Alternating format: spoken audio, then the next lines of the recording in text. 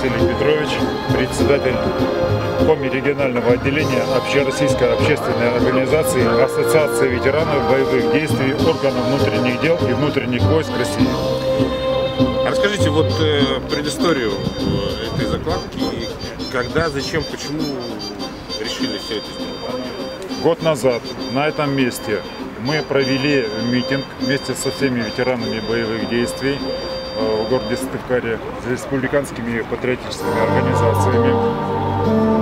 И с этого момента была высказана идея, что хорошо бы съездить в Чеченскую Республику в условиях уже мира и привезти с собой сюда для закладки частицу чеченской земли.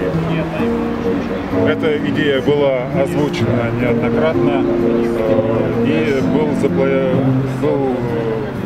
план организован по подготовке к 10-летию окончания контртеррористической операции в Чеченской Республике.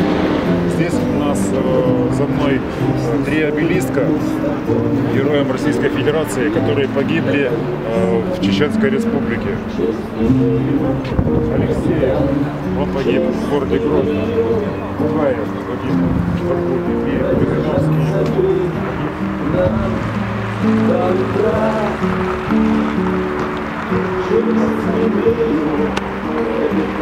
Поэтому, отдавая дань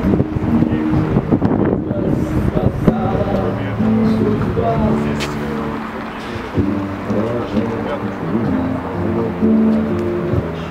собрались в Чеченскую Республику. Там встретили нас